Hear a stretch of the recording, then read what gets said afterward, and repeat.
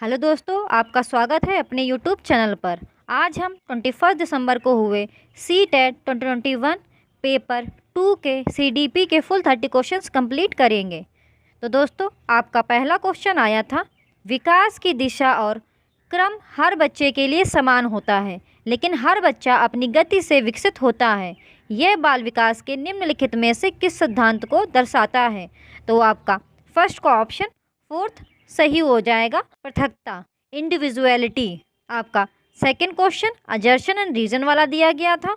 तो आपका कथन दिया गया था, बच्चों और बचपन के बारे में सामान्यीकृत दावा करना कठिन है क्योंकि इसमें बहुत विविधता है। आपका तर्क दिया गया था, बचपन एक सामाजिक सांस्कृतिक संकल्पना है।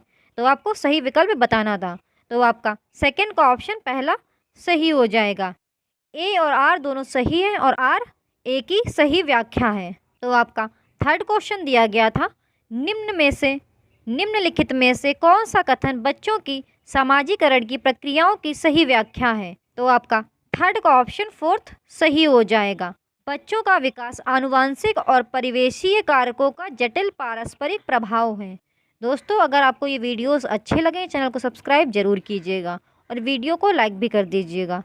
दोस्तों, आपको इस यूट्यूब चैनल पर सी टेट पेपर 1 के सीडीपी के सभी शिफ्टों के सॉल्यूशंस इस चैनल पे ऑलरेडी मैंने डाल दिए हैं। ईवीएस के सभी शिफ्टों के मैंने पेपर ऑलरेडी डाल दिए हैं। पेपर 2 के शिफ्ट स्टार्ट हो चुकी हैं, जिसमें मैं आपके हिंदी के भी कुछ वीडियोस डाल दिए हैं। आप प्लेलिस्ट में जाकर चेक कीजिए और आपको इस यूट्यूब चैनल पर 2021-22 में हुए सी टेट के सभी शिफ्टों के सॉल्यूशंस मिल जाएंगे। आपका फोर्थ क्वेश्चन आया था, पियाजे के विकास सोपान सिद्धांत का सही विकास चरण क्रम पहचानिए। तो आपका फोर्थ का ऑप्शन दूसरा सही हो जाएगा। संवेदीगामक, पूर्व संक्रियात्मक, मूर्त संक्रियात्मक, औपचारिक क्रियात्मक। आपका फिफ्थ क्वेश्चन आया था, निम्नलिखित में से कौन सा पियाजे के सिद्धांत की आलोचना प्रस्तुत करता है? तो आपका फिफ्थ का ऑप्शन दूसरा सही हो जाएगा। पियाजे ने पूर्व संक्रियात्मक अवस्था में बच्चों की क्षमताओं को कम कर आंका था। आपका सिक्स्थ क्वेश्चन आया था, लॉरेंस कोलबर्ग के अनुसार बच्चों का नैतिक चिंतन बाह्य पुरस्कार और दंड द्वारा किस स्तर में नियंत्रित होता है? तो आपका सिक्स्थ का ऑप्शन पहला सही हो जाएगा, पूर्व पारंपरिक, प्री कन्वेंशनल। आपका सेवेंथ क्वेश्चन आया था, जीन पियाजे के अनुसार मानव शिशु में कौन सी प्रवृत्तियों और प्रतिक्रिया जन्मजात होती हैं? तो आपका सेवेंथ का ऑप्शन दूसरा सही हो जाएगा, स्कीमा। आपका एट्थ क्वेश्चन आया था, लेव विगोत्स्की के अनुसार नए ज्ञान की संरचना किस क्षेत्र में होती है? उस क्षेत्र के बीच में। तो आपका एट्थ का ऑप्शन पहला सही हो जाएगा, जो कि बच्चा जानता है और उसमें जानने का सामर्थ्य है। आपका नाइन्थ क्वेश्चन आया था, कक्षा में एक बच्चा अपने सहपाठियों को उसी तरह मारता है जैसे उसने घर पर दंडित होते देखा है, यह उदाहरण है? तो आपका नाइन्थ का ऑप्शन तीसरा सही हो जाएगा, सामाजिक संरचनावाद, सोशल कंस्ट्रक्शन। आपका टेंथ क्वेश्चन आया था, एक बालक केंद्रित कक्षा में होना चाहिए। तो आपका टेंथ का ऑप्शन पहला सही हो जाएगा, फर्स्ट, सेकंड और फोर्थ। बहुत से संसाधनों का प्रावधान, लचीलता, समूहीकरण और छात्रों की सक्रिय सहभागिता। आपका 11th क्वेश्चन आया था, हावर्ड गार्डनर के सिद्धांत के अनुसार। तो आपका 11th का ऑप्शन फोर्थ सही हो जाएगा, बुद्धि को विविध स्वतंत्र बुद्धियों में विभाजित किया जा सकता है, जिसमें प्रत्येक का एक अद्वितीय जैविक आधार है। आपका 12th क्वेश्चन आया था, किसी शिक्षक को सीखने का मूल्यांकन सुनिश्चित करने के लिए। तो आपका 12th का ऑप्शन दूसरा सही हो जाएगा, प्रत्येक बच्चे के कार्य का विश्लेषण करना और उनके अवबोध में अंतर ज्ञात करना चाहिए। आपका 13th क्वेश्चन आया था, राष्ट्रीय शिक्षा नीति 2020 द्वारा सुझाई गई समग्र 360 डिग्री बहुआयामी रिपोर्ट क्या प्रस्तावित करती है? तो आपका 13th का ऑप्शन फोर्थ सही हो जाएगा, स्व आकलन और समूह आकलन का समावेश। आपका 14th क्वेश्चन आया था, विभिन्न भाषीय पृष्ठभूमि से आने वाले विद्यार्थियों की कक्षा में एक शिक्षिका को क्या करना चाहिए? तो आपका 14th का ऑप्शन दूसरा सही हो जाएगा, कक्षा में सम्मान की संस्कृति पैदा करना, जिसमें विद्यार्थियों को अपनी भाषा और बोली के बारे में बात करने को प्रोत्साहित किया जाए। आपका 15th क्वेश्चन आया था, एक शिक्षिका को कक्षा में जेंडर रूढ़िवादिता में लचीलेपन को कैसे बढ़ावा देगी। तो आपका 15th का ऑप्शन 4th सही हो जाएगा, व्यक्तियों को गैर रूढ़िवादी भूमिकाओं में प्रस्तुत करके। आपका 16th क्वेश्चन आया था, अपनी पीढ़ी से पहली बार स्कूल जाने वाले विद्यार्थियों की शिक्षा के लिए एक शिक्षिका को क्या करना चाहिए। तो आपका 16th का ऑप्शन दूसरा सही हो जाएगा, इनकी संस्कृति का सम्मान करते हुए इन्हें स्कूल की भाषा व संस्कृति से परिचित करवाना चाहिए। आपका 17th question assertion and reason वाला दिया गया था। तो आपका अभिकथन दिया गया था, विविध प्रकार की सामाजिक, आर्थिक और सांस्कृतिक पृष्ठभूमि के विद्यार्थियों की कक्षा सभी विद्यार्थियों के अधिगात्मक अनुभवों को बढ़ाती है। तर्क दिया गया था, समावेशन से केवल उन्हीं विद्यार्थियों को लाभ होता है जो दृष्टिबाधित श्रवण रूप से बाधित हैं या जिन्हें विकार है। आपको सही विकल्प बताना था। तो आपका 17th का ऑप्शन तीसरा सही हो जाएगा, ए सही है लेकिन आर गलत है। आपका 18th क्वेश्चन आया था, एक शिक्षिका को उस विद्यार्थी के लिए जो दृष्टिबाधित है के लिए क्या शिक्षा स्तरीय प्रावधान करने चाहिए। तो आपका 18th का ऑप्शन दूसरा सही हो जाएगा, मौखिक संकेतों का इस्तेमाल करना चाहिए ताकि उनको कल्पना करने के अवसर मिलें। दोस्तों, अगर आपको ये वीडियोस अच्छे लग रहे हो तो चैनल को सब्सक्राइब ज़रूर कीजिएगा। इस यूट्यूब चैनल पर आपको CTET पेपर 1 के, EVS के सभी शिफ्टों के सॉल्यूशंस, CDP के सभी शिफ्टों के सॉल्यूशंस और हिंदी के कुछ शिफ्टों के सॉल्यूशंस ऑलरेडी करा दिए हैं। और पेपर 2 की सीरीज़ स्टार्ट हो चुकी है जिसमें आपके CDP के कुछ शिफ्टों के सॉल्यूशन और हिंदी के कुछ शिफ्टों के सॉल्यूशन मैंने करा दिए हैं। तो आप इस चैनल को विज़िट करें और इसमें प्लेलिस्ट को चेक करें, आपको 2021 में हुए पेपर के सभी शिफ्टों के मैक्सिमम सॉल्यूशंस आपको मिल जाएंगे। आपका 19th क्वेश्चन आया था, विद्यार्थी जिन्हें अधिगम विकार है के सीखने के लिए निम्न में से कौन सी कक्षा संस्कृति उपयुक्त है। तो आपका 19th का ऑप्शन दूसरा सही हो जाएगा, विविध शिक्षा शास्त्रीय पद्धतियाँ अपनाना। आपका 20th क्वेश्चन आया था, प्रतिभाशाली विद्यार्थियों की पहचान कैसे की जा सकती है। तो आपका 20th का ऑप्शन तीसरा सही हो जाएगा, फर्स्ट, थर्ड एंड फोर्थ, चुनौतीपूर्ण कार्यों के लिए तत्परता द्वारा, मौलिक सोच द्वारा और बहुत समाधानों की क्षमता द्वारा। आपका 21st क्वेश्चन आया था, निम्न में से अध्यापक द्वारा अपनाई कौन सी तकनीक संरचनात्मक शिक्षण अधिगम प्रक्रिया में हानिकारक है। तो आपका 21st का ऑप्शन दूसरा सही हो जाएगा, अच्छा प्रदर्शन न करने वाले छात्रों को प्रेरित करने के लिए काले स्टार देना। आपका 22nd क्वेश्चन आया था, क्या कक्षा में सहज ज्ञान चिंतन को प्रोत्साहित किया जाना चाहिए। तो आपका 22nd का ऑप्शन पहला सही हो जाएगा, हाँ, बच्चों का सहज ज्ञान और अनुमान उनके संज्ञानात्मक तर्क को विकसित करने में सहायता करते हैं। आपका 23rd question assertion and reason वाला आया था। तो आपका कथन दिया गया था, दृश्यों के एक संग्रह का इस्तेमाल करने और उसके बाद अधिगमकर्ताओं के पूर्व अनुभव के आधार पर चर्चा करना अधिगमकर्ताओं में संकल्पनात्मक समझ को बढ़ावा देगा। आपका तर्क दिया गया था, अधिगमकर्ताओं उन्हें दी गई सामग्री क्रियाकलापों के आधार पर उनके मौजूदा विचारों को नए विचारों से जोड़कर सक्रिय रूप से अपने ज्ञान की संरचना करते हैं। तो सही विकल्प आपको बताना था। तो आपका 23rd का ऑप्शन पहला सही हो जाएगा, ए और आर दोनों सही हैं और आर ए की सही व्याख्या है। आपका 24th क्वेश्चन दिया गया था, बच्चे डैश तरीके से सीखते हैं और डैश तरीके से नहीं सीखते हैं। तो आपका 24th का ऑप्शन पहला सही हो जाएगा, वर्तुलाकार कॉमा एक रेखीय। आपका 25th क्वेश्चन आया था, अधिगम हेतु एक प्रेरक वातावरण देने के लिए शिक्षक को। तो आपका 25th का ऑप्शन तीसरा सही हो जाएगा, यह मानना चाहिए कि भावात्मक और संज्ञानात्मक पहलू एक दूसरे को प्रभावित करते हैं। आपका 26th क्वेश्चन आया था, विद्यार्थियों के सार्थक शिक्षण को प्रोत्साहित करने के लिए विद्यार्थियों को डैश के स्थान पर डैश के लिए प्रेरित किया जाना चाहिए। तो आपका 26 का ऑप्शन पहला सही हो जाएगा, अवबोध कॉमा उपलब्धि।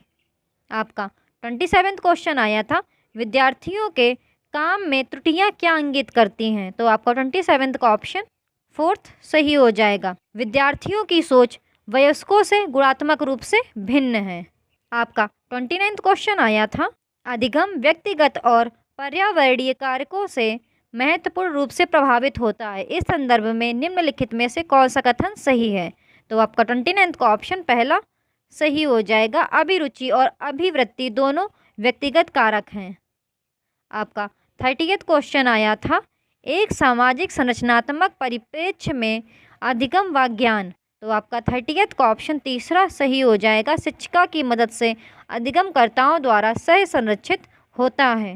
दोस्तों, अगर आपको ये वीडियोस अच्छे लगते हैं, चैनल को सब्सक्राइब जरूर कीजिएगा, वीडियो को लाइक कर दीजिएगा। आज हम 21 दिसंबर को हुए CTET 2021 पेपर 2 के हिंदी के फुल 30 क्वेश्चंस कंप्लीट करेंगे। तो दोस्तों, आपके स्टार्टिंग के 15 क्वेश्चंस आपके गद्यांश और पद्यांश से पूछे जाते हैं। तो ये आपका फर्स्ट पैसेज गिवन है, तो आप इसे आराम से पढ़ लीजिएगा और स्वयं आंसर निकालने का प्रयास कीजिएगा। मैं आपके क्वेश्चंस रीड कर रही हूँ और उनके आंसर्स आपको बता रही हूँ। तो आपका पहला क्वेश्चन आया था, अप्रत्याशित का संधि विच्छेद होगा। तो वो आपका फर्स्ट का ऑप्शन दूसरा सही हो जाएगा, आ प्लस प्रत्याशित। वैसे इसका पूर्ण संधि विच्छेद आ प्लस प्रति प्लस आशा प्लस इत होगा, लेकिन इसमें आपका ऑप्शन आ प्लस प्रत्याशित गिवन है, इसलिए आपका ऑप्शन दूसरा सही हो जाएगा। आपका दूसरा क्वेश्चन आया था, खनन का तात्पर्य है। तो आपका दूसरे का ऑप्शन दूसरा सही हो जाएगा, खोदना। दोस्तों, अगर आपको वीडियोस अच्छे लगें, चैनल को सब्सक्राइब जरूर कीजिएगा, वीडियो को लाइक भी कर दीजिएगा और चैनल को शेयर भी कर दीजिएगा। आपका थर्ड क्वेश्चन आया था, धूल बढ़ने के अप्रत्याशित कारणों में शामिल नहीं है। तो आपका थर्ड का ऑप्शन 4th सही हो जाएगा, चारागाहों की संख्या में वृद्धि। आपका फोर्थ क्वेश्चन आया था, गंधक और सल्फर डाइऑक्साइड की क्या भूमिका बताई गई है। तो आपका फोर्थ का ऑप्शन तीसरा सही हो जाएगा, धूल एकत्रित करना। दोस्तों, ये सारे क्वेश्चंस आपके गद्यांश से पूछे गए थे, तो आप गद्यांश को पढ़िएगा और स्वयं आंसर निकालिएगा। मैं अभी आपके क्वेश्चंस रीड कर रही हूँ और आपको उसके उत्तर बताते चल रही हूँ। आपका फिफ्थ क्वेश्चन आया था, जैविक शब्द में मूल शब्द और प्रत्यय क्या है। तो आपका फिफ्थ का ऑप्शन 4th सही हो जाएगा, जीव प्लस एक। आपका सिक्स्थ क्वेश्चन आया था, धूल के कण वातावरण में लंबे समय तक तैरते हैं, उपर्युक्त वाक्य का प्रकार है। तो आपका सिक्स्थ का ऑप्शन पहला सही हो जाएगा, सरल। आपका सेवेंथ क्वेश्चन आया था, तैरते रहते हैं, पद क्रिया किस भेद के अंतर्गत आएगा। तो आपका सेवेंथ का ऑप्शन पहला सही हो जाएगा, अकर्मक। आपका एट्थ क्वेश्चन आया था, इनमें से एक भाग में अशुद्धि है, उसे पहचानिए। तो आपका एट्थ का ऑप्शन पहला सही हो जाएगा, आज के वर्तमान समय में। आपका नाइन्थ क्वेश्चन आया था, किसके कण वातावरण में काफ़ी समय तक तैरते रहे हैं। तो आपका नाइन्थ का ऑप्शन दूसरा सही हो जाएगा, अमोनिया सल्फाइड। ये आपका दूसरा पैसेज दिया गया था और फिर इससे आपके क्वेश्चंस पूछे गए थे। तो मैं आपके क्वेश्चंस रीड करूँगी और आपको उसके उत्तर बताते चलूँगी। तो आप आराम से इस पद्यांश को रीड कीजिए और फिर स्वयं भी आंसर निकालने का प्रयास कीजिए। तो आपका 10th क्वेश्चन आया था, कविता किससे संबोधित है। तो आपका 10th का ऑप्शन दूसरा सही हो जाएगा, दिए को। आपका 11th क्वेश्चन आया था, अंधकार में तुम बन जाना सूर्य, सूर्य सा जलते रहना उक्त पंक्ति में प्रयुक्त अलंकार है। तो आपका 11th का ऑप्शन 4th सही हो जाएगा, अनुप्रास उपमा। आपका 12th क्वेश्चन आया था, किस काम को करने का आग्रह नहीं किया गया है। तो आपका 12th का ऑप्शन 4th सही हो जाएगा, अंधकार में सूर्य को विश्राम करने देना। आपका 13th क्वेश्चन पूछा गया था, नन्हे नन्हे दीप पद किस कारक में है। तो आपका 13th का ऑप्शन दूसरा सही हो जाएगा, संबोधन कारक, एक्सक्लेमेटरी साइन, संबोधन कारक। आपका 14th क्वेश्चन आया था, अंधियारा और अंधकार शब्द हैं परस्पर। तो आपका 14th का ऑप्शन दूसरा सही हो जाएगा, समानार्थी, दोनों का अर्थ सेम है, इसलिए आपका ये समानार्थी शब्द है। आपका 15th क्वेश्चन आया था, बहुत कठिन चाहे लगता हो, किस काम के लिए ऐसा कहा गया है? तो आपका 15th ऑप्शन दूसरा सही हो जाएगा, कठिनाइयों में भी हंसते रहना। दोस्तों यहाँ पर आपके पद्यांश के क्वेश्चंस ख़त्म हो जाते हैं। अब आपका 16th क्वेश्चन आया था, सभी भाषाओं में डैश और डैश ध्वनियाँ एक क्रम में सुनियोजित होती हैं। तो आपका 16th ऑप्शन तीसरा सही हो जाएगा, व्यंजनिक कॉमा स्वरीय। आपका 17th क्वेश्चन आया था, सभी बच्चे 3 साल से पहले ही अपनी भाषा के डैश तथा डैश से अच्छी तरह से परिचित हो जाते हैं। तो आपका 17th का ऑप्शन फोर्थ सही हो जाएगा, मूल कॉमा उपतंत्रों। दोस्तों यहाँ कॉमा लगा है वो एरर है, मूल कॉमा उपतंत्रों। आपका 18th क्वेश्चन आया था, हिंदी हमारी डैश है। तो आपका 18th का ऑप्शन तीसरा सही हो जाएगा, राजभाषा। हिंदी हमारी राजभाषा है। आपका 19th क्वेश्चन आया था, पहली कक्षा की अनीता चित्रात्मक किताब के चित्रों को गौर से देखती है और अपने दोस्तों से उसके बारे में बातचीत करती है। अनीता, तो आपका 19th का ऑप्शन दूसरा सही हो जाएगा, अर्थ के साथ पढ़ रही है। दोस्तों अगर आपको ये वीडियोस अच्छे लग रहे हों, चैनल को सब्सक्राइब ज़रूर कीजिएगा और वीडियो को लाइक भी कर दीजिएगा। दोस्तों आपसे रिक्वेस्ट है, आप चैनल को शेयर ज़रूर करें। आपका 20th क्वेश्चन आया था, परीक्षण का अर्थ है ज्ञान क्षमता व डैश का किसी भी विधि से नापना। तो आपका 20th का ऑप्शन पहला सही हो जाएगा, प्रदर्शन। आपका 21st क्वेश्चन आया था, पाठ्य पुस्तक की भाषा ऐसी हो जो। तो आपका 21st का ऑप्शन दूसरा सही हो जाएगा, बच्चों के दैनिक जीवन से जुड़ी हो। दोस्तों आप इसके अदर ऑप्शंस भी पढ़ लिया करें कि क्यों आपका दूसरा ऑप्शन ही सही है और क्यों आपके अदर ऑप्शंस गलत हैं। आप स्वयं पढ़ेंगे, आपको खुद समझ में आ जाए क्यों आपका दूसरा ऑप्शन सही है। आपका 22nd क्वेश्चन आया था, प्राथमिक स्तर पर बच्चों के भाषा विकास के लिए सर्वाधिक आवश्यक है। तो आपका 22nd का ऑप्शन तीसरा सही हो जाएगा, भाषा प्रयोग के सार्थक अवसर।